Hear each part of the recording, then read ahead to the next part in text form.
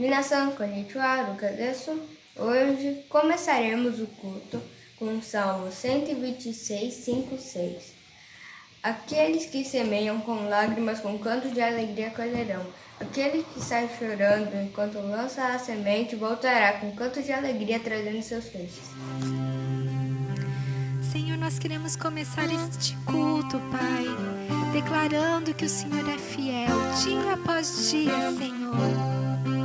Seja entronizado no meio do teu povo, entre os anjos, ó Pai, no mundo espiritual, no mundo físico.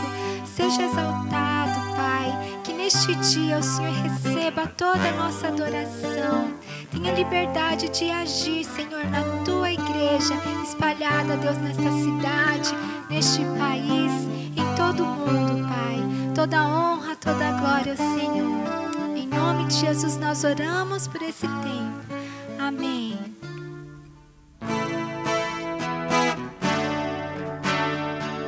Vamos declarar que nosso Deus reina e vamos pedir para que Ele reine sobre as nossas vidas, sobre o nosso coração, sobre o nosso pensar.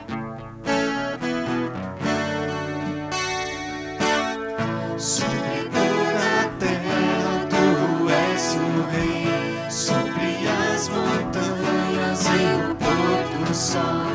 Uma coisa só, meu desejo é reinar de novo em mim, reinar em mim com teu poder sobre a escuridão, sobre os sonhos meus. Tu és o Senhor de tudo que sou. Reinar em mim, Senhor.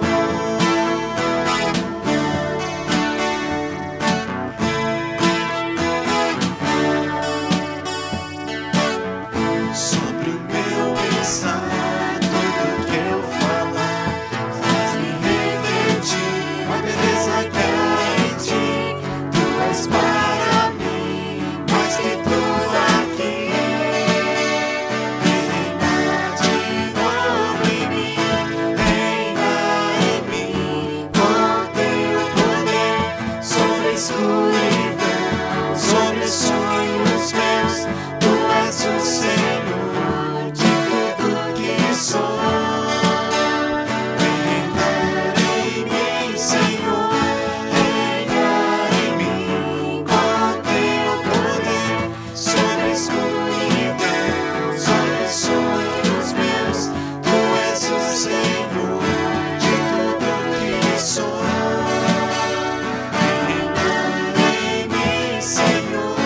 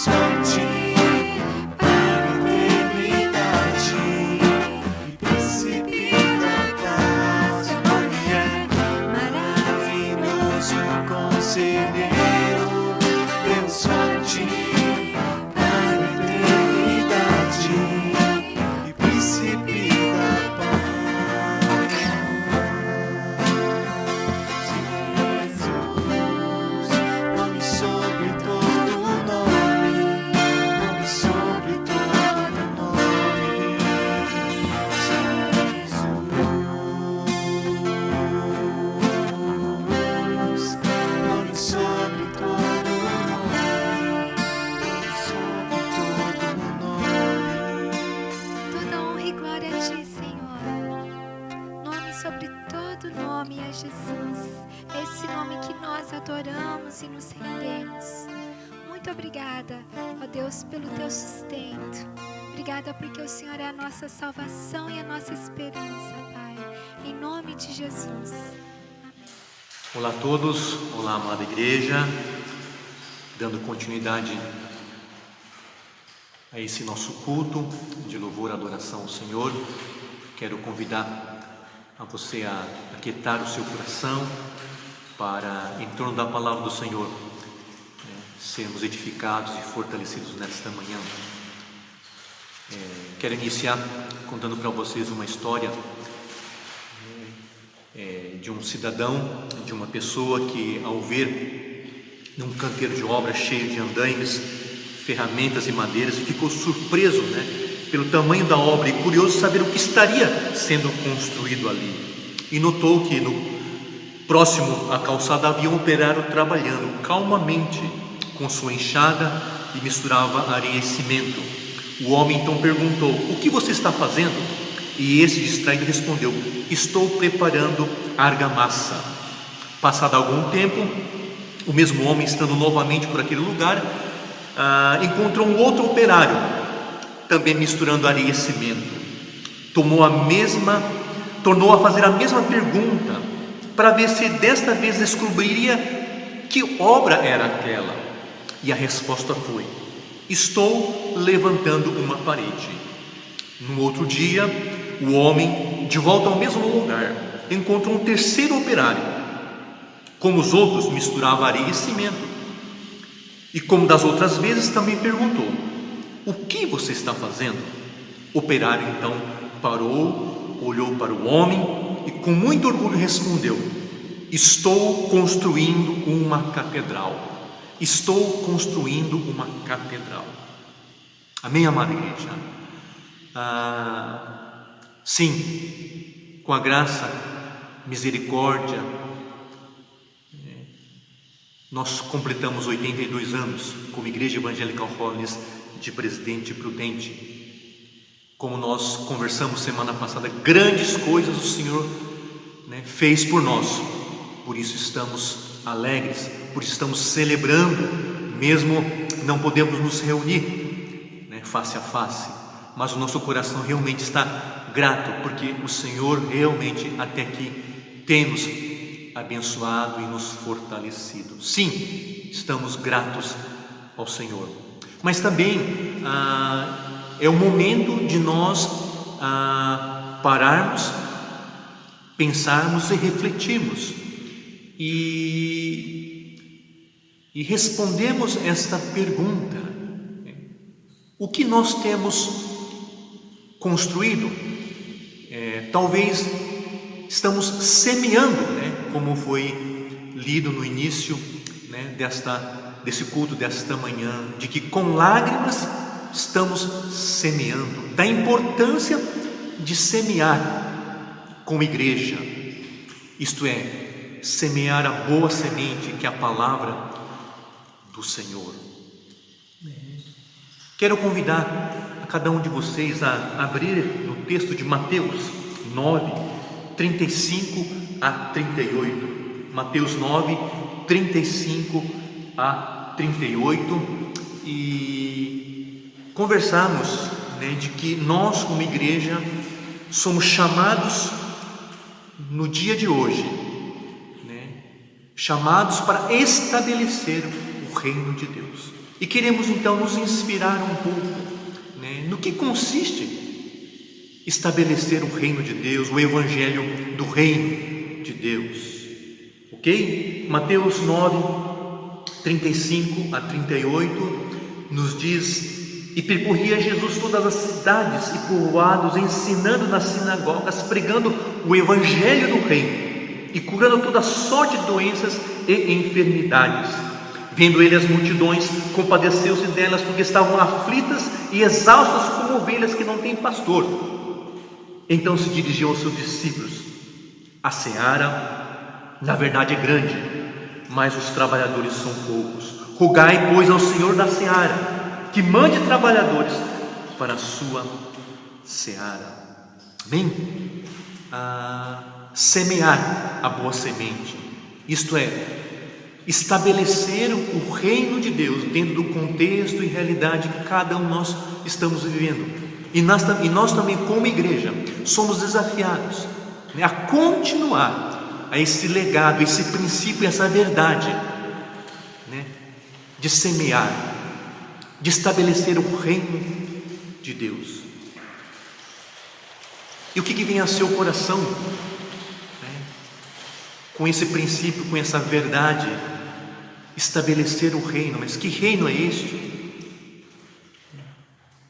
Nós, como os discípulos, somos, né, desafiados a buscar esse reino, né? Mateus 6,33 nos diz o que? Buscai, pois, o reino, em primeiro lugar, o reino de Deus, né? E todas as coisas vos serão acrescentadas. Em Romanos também nós podemos, né, entender uma definição de que o reino de Deus não consiste em comida ou bebida, mas justiça, paz e alegria no Espírito Santo de Deus.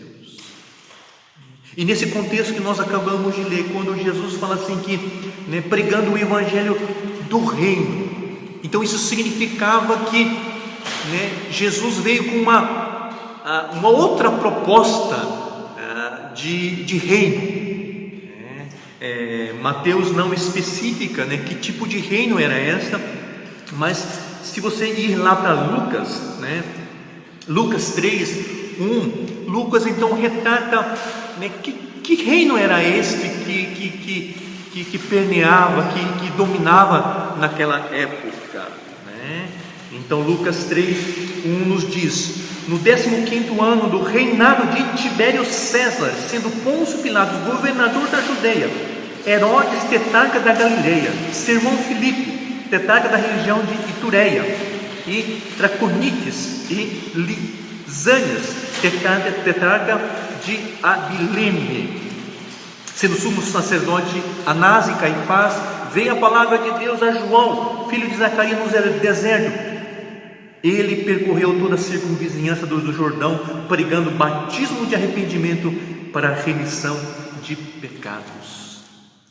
Então, né, esse era o reino, era a forma, né, com que as pessoas eram tratadas, né, oprimidas, né, e Jesus então vem com uma outra forma, né, de lidar com as pessoas. E essa outra forma de lidar, né, é o reino das bem-aventuranças, né, é o reino, né, do acolhimento, né, é o reino, né, não da tirania, né, mas do amor, não o reino da exclusão, do preconceito, mas o reino do acolhimento. Esse reino. E nós somos chamados então para estabelecermos, né, esse reino. E a gente percebe, né, de que esse reino ele tem o seu aspecto, né, geográfico. Esse reino ele não é limitado pelas quatro paredes, né? Ela superabunda, né? Vamos dizer, ele, como diz, esse reino, né? Jesus percorreu, né, então as cidades e povoados, e esse reino é estabelecido também, né, de uma maneira didática, isto é, o reino de Deus é estabelecido através do ensino, né? Jesus falou que ensinava nas sinagogas e pregava o evangelho do reino, e não somente isto, mas curava toda sorte de doenças e enfermidades. Então Mateus nos dá um retrato, né, quando se fala assim, vamos estabelecer o reino de Deus. Esse reino de Deus então é estabelecido, né, pela pregação, pelo ensino, né, não sei o termo, né, mas pela libertação, né, pela cura, pela manifestação do sobrenatural sobre as pessoas. E a igreja é chamada, Deus concedeu essa autoridade, né, para a tua igreja, para cada um de nós. Em Lucas 9, versículo 1 e 2, né, tendo Jesus convocado os 12, deu-lhes poder e autoridade sobre os demônios e para efetuar curas. Também os enviou a pregar o reino de Deus e curar os enfermos. Amém? Que você possa ter esse entendimento, esse princípio, né? Quando se fala em semear, né? Quando você fala em semear, então estou estabelecendo o reino de Deus. Esse reino de Deus então é estabelecido então através do ensino, da pregação e do exorcismo, da libertação. Amém? E por fim, amada igreja, esse aspecto muito importante que nós podemos ver no versículo 36 é o aspecto do olhar. Nós somos pessoas, seres humanos, que com o passar do tempo nós acabamos tendo, né, as nossas enfermidades físicas e nós precisamos, né, usar lente, né? E espiritualmente falando, nós temos essa necessidade de trocarmos as nossas lentes, né? E de podermos enxergar não somente a nós mesmos, mas principalmente o outro, né? Ver o outro, a realidade do outro, esse olhar, né? Versículo 36 fala que vendo ele as multidões, Jesus viu as multidões e compadeceu. Jesus teve compaixão, né, dessas pessoas. Somos desafiados, né, a termos, né, esse olhar. No livro, né, que temos citado sobre o Monobi, o pastor Monobi, da sua morte para a vida, né, nos capítulos nos fala que numa fase em que ele já estava, né, pastoreando uma igreja e acompanhando também uma fase em que muitos imigrantes estavam, né, de partida para o Brasil. Então Monobi é tomado por uma compaixão desses imigrantes, das dificuldades que eles iam enfrentar numa cultura totalmente diferente. Mas a preocupação maior desse pastor era na dimensão espiritual. Então ele orava para que Deus levantasse obreiros que fossem evangelizar. Enquanto ele refletia sobre esta questão, né, Deus falou ao seu coração, Deus falou ao seu íntimo: Taqueu, vá você, renuncie a tudo, tome a sua cruz, eu irei contigo. Que nós, diante a realidade que nos rodeia, né, que possamos corresponder a esta palavra do Senhor, do versículo 37, né, e 38. Então se dirigiu aos discípulos e disse: a seara na verdade é grande, mas os trabalhadores são poucos. Rogai, pois, o Senhor da seara que mande trabalhadores para a sua seara. Rogar, orar, interceder, né, deve ser o desafio de cada um de nós. Amados, quem sabe nesta manhã, no dia de hoje, você seja o resultado, né, desse clamor.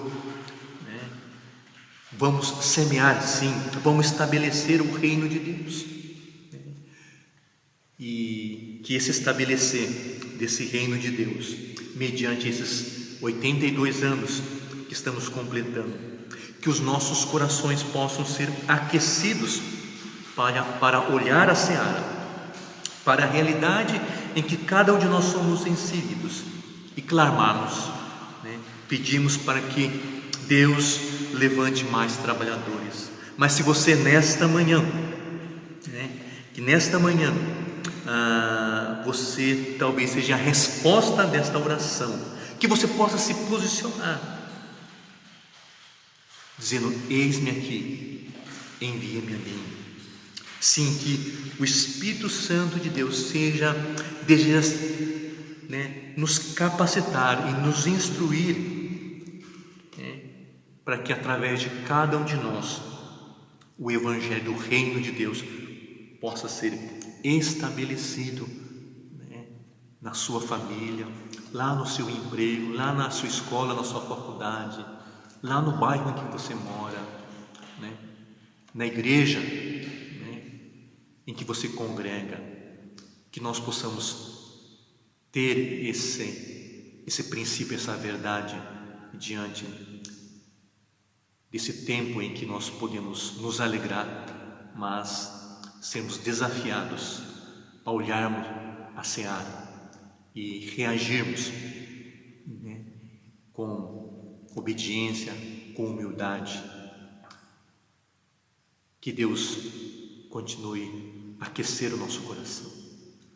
E logo a seguir nós teremos, né, alguns testemunhos, né, teremos também uma palavra do pastor Luiz Hashimoto, em que ele foi pastor aqui, né, por um período, e que através também desses depoimentos você possa ser edificado, fortalecido, e que o seu coração também se aquece para sermos anunciadores do Evangelho do Reino de Deus em Cristo Jesus. Olá, tentar falar em poucas palavras, né, o que a igreja representa para mim. A igreja representa para mim amor, aceitação, transformação, né, que foi na Igreja Holiness Prudente que me deu a oportunidade de realmente conhecer a Jesus, né. Então, eu me lembro que a primeira vez que eu fui agora em maio fez 20 anos que eu fui a primeira vez, né, em dezembro vai fazer 20 anos da minha conversão. E eu lembro assim que quando eu fui eu me senti tão aceita, me senti assim tão acolhida. E nas primeiras semanas fizeram classe especial para mim, para minha amiga que estava começando, né? Então eu senti assim muito amor pela minha vida, mesmo sem me conhecer. Então, e eu sinto isso, a igreja são as pessoas, né? E eu sinto muito amor pela igreja de Prudente, por cada um. E gratidão, né? Eu sou muito grata por ter feito parte da minha história, ainda fazer parte, né? Eu sou muito grata por estarem recebendo meu marido, minha mãe, meu irmão também, eles estarem fazendo parte dessa família em Cristo, né? Então, o que representa para mim é gratidão, é transformação, né? De que lá eu pude conhecer o amor de Jesus, né? Eu sei que todas as igrejas têm seus problemas, né? O ser humano não é perfeito, mas eu vejo assim que a Holiness Prudente me transmitiu muito amor, muita amizade, né? Então eu sinto assim que é aquele tipo de amizade que pode ficar um bom tempo sem se ver, sem se falar, mas tem aquele carinho lá no fundo, tem aquele sentimento lá no fundo de ligação, né? Então eu creio que a gente formou um elo. E eu me sinto ligada, extremamente ligada à Igreja de Prudente de coração. E espero que isso seja transmitido ao meu filho, né, ao restante da minha família. E eu quero agradecer a todos os irmãos, né, que continuam fazendo parte da minha história. É uma história que eu tenho muita alegria, assim, eu tenho muito amor, sabe? Eu tava lembrando de muitas coisas que eu passei lá, que eu conheci, eu só tenho a agradecer, tá? Arigatou. Estamos aqui hoje com a Dona Hiroko, ou melhor, Hiroko Okayama Miyazaki, 80 anos. Dona Hiroko, quando que a senhora começou a ir na igreja? Em 1947, Eu fui convidado com a minha família para participar do trabalho da igreja, através da senhora Alice Mogg. 1947, quantos anos que a senhora tinha? 7 anos. E aonde que era? Era na fábrica de balas do senhor Zentaro Nomura e depois de seguida passamos para a residência do senhor Tatsu Nomura e finalmente fomos para a igreja Holiness na Joaquim Nabuco. Só para eu entender então, Tatsunomura era o pai Da Lloyd Nomura, o Akiko e Minoru. Ah, então é o pai do tio Minoru e da tia Lloyd, beleza. E o seu Zentaro era o avô. Ah, tá. Logo depois foi para onde é a igreja agora? Realmente. Na Joaquim Nabuco. Na Joaquim Nabuco. E com quantos anos a senhora foi batizada? Com 16 anos, com o pastor Takeo Kikuchi, e depois eu continuei frequentando a mocidade durante muitos anos, e em 1968 casei com Chikazu Miyazaki. Então, depois que você casou com o papai, teve 3 filhos, e como era nessa época, quando tinha os 3 filhos pequenos? Nesta época do pastor Kei Iwasa, a gente formou o grupo de casais da igreja e a gente fazia cultos na sexta-feira, estudo bíblico também, e a gente levava as crianças, porque não tinha onde deixar os filhos, né? Então todos eles também não participavam, mas iam junto com os pais. E a gente fazia rodízio de residências. E mais tarde nós começamos a incluir os feirantes, que eles não tinham condições de participar dessas reuniões. Então, os feirantes a gente marcava no domingo à tarde. E era muito bom porque reuniram vários casais e a família também comparecia. Muitas vezes tinha os pais que moravam junto, eles também participavam dessas reuniões. Então, era uma tarde muito agradável. Depois das reuniões, a gente ainda conversava muito com eles. E era um dia assim, um domingo que todo mundo achava que seria realmente bom pela confraternização entre os irmãos. E como que eram os trabalhos nessa época? Os trabalhos, a gente ajudava muito nos trabalhos da igreja, e todos os departamentos participavam juntos. A gente procurava fazer assim, uma vez por ano, um bazar beneficente para arrecadar fundos para o caixa da igreja. E nesse bazar, todos os departamentos, os idosos, os homens, até eles também ajudavam. Eles costumavam fazer magonotê, hashi e mais outros trabalhos que era possível fazer. E as mulheres costumavam fazer aventais, toalhas, e os outros departamentos também colaboravam. E a gente se reunia geralmente no domingo à tarde no salão da igreja, porque aí poderia juntar mais gente. E a gente vinha assim durante meses trabalhando. E era um período muito bom, porque todo mundo participava, até as crianças ajudavam também nos trabalhos. Vou fazer um adendo agora, bem pequenininho. Ela contou que num dos primeiros bazares tinha pano de prato e ela levou a cunhada para ensinar a pintar. E aí é fácil, né? Você pensar na Caneco, na Matilde, na Helena. Lógico que todo mundo pintava bem, mas ela lembra de alguém que pintava super bem. E adivinha quem que era? O Flávio Nampo. Ó, essa daí, Raquel, grava, né? Para os seus filhos, falar, o vovô pintava pano de prato. Para estar terminando agora, se você vai ver, a cadeira ficou vazia, mas aconteceu um imprevisto, mas a gente vai estar tentando terminar esse momento de testemunho. Ficou faltando 2 coisinhas que ela queria falar muito. Uma, se você conhece a Dona Hiroko, vai saber que ela ama fazer excursão. Mas, na verdade, o que ela mais amava é poder ter esse período com o pessoal da igreja. Poder dar a oportunidade das pessoas poderem viajar juntos. E nessas viagens, o que ela mais gostava é de estar conversando com as pessoas, conhecendo, não só os membros da igreja, mas também as famílias que muitas vezes viajavam conosco. E sempre ela tinha prioridade de toda vez que a gente viajasse, no domingo, que se fizesse um culto, aonde a gente estivesse. Isso marcou a minha vida e também de tantas outras pessoas. Para finalizar, ela disse que não foi fácil. Nessa vida, ela passou por muitos problemas, muitas dificuldades, mas em tudo, ela pôde estar olhando a mão de Deus, operando e agindo, não só na vida dela, mas na vida da família e na minha vida também.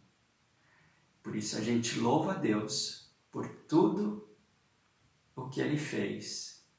E nós cremos que Ele ainda fará muito mais. Para terminar, ela escolheu um salmo, Salmo 122:1. Alegrei-me quando me disseram, vamos à casa do Senhor. Graça e paz, irmãos. Louvado seja o nome do Senhor por esse momento especial para a Igreja Holiness de Presidente Prudente. Parabéns pelos 82 anos. Estou muito alegre por participar com os irmãos, com toda a igreja, dessa data especial. Gostaria de deixar uma palavra aos seus corações,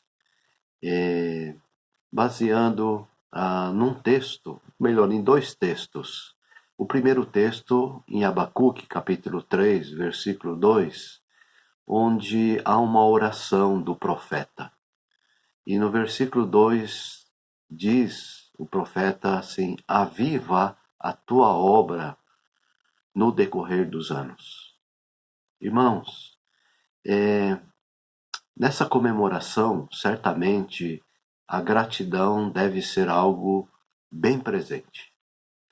Mas gostaria que os irmãos pudessem considerar um outro elemento nessa comemoração de 82 anos, além da gratidão.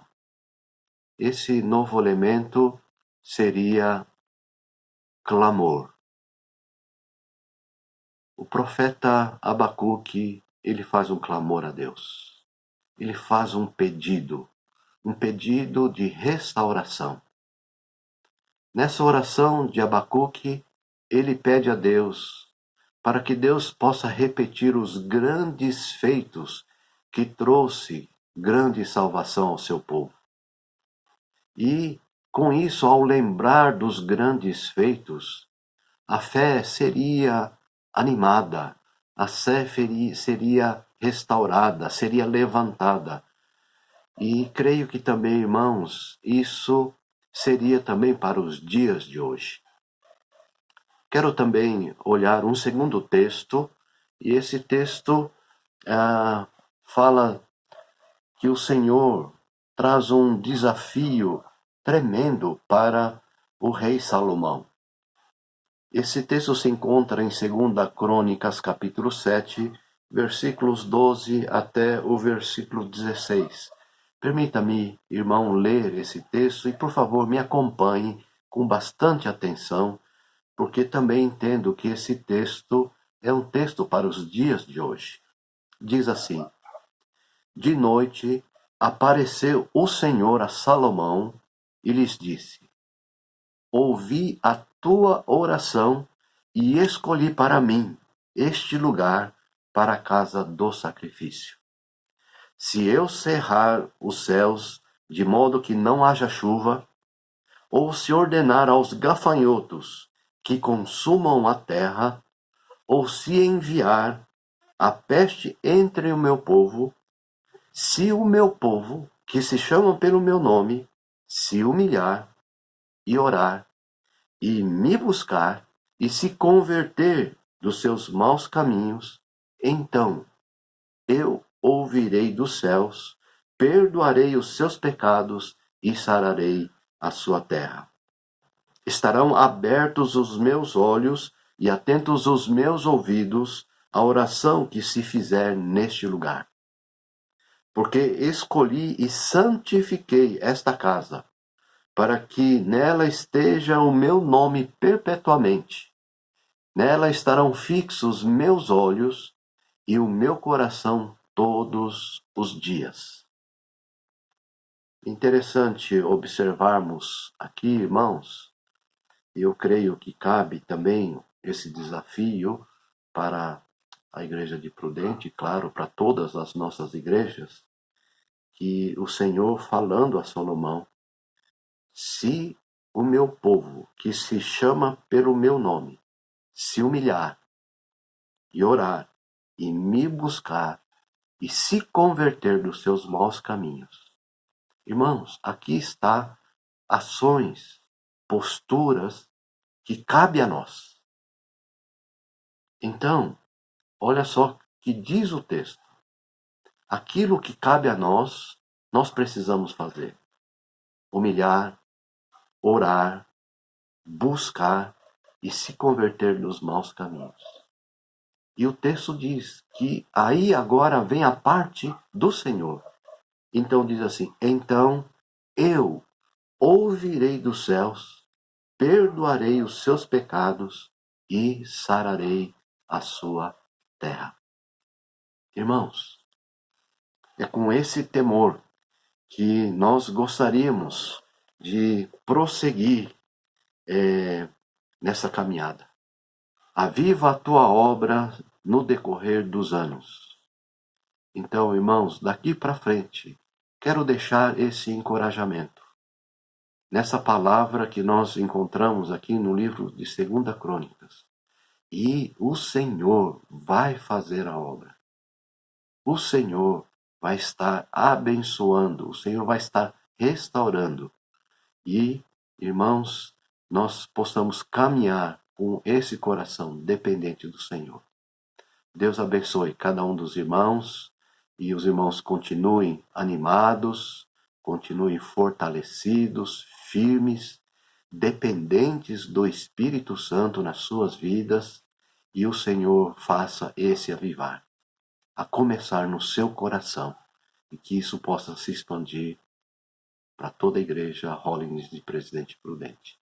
Mais uma vez, parabéns, Deus abençoe, Deus fortaleça seus corações e o Senhor continue cuidando de cada um de vocês.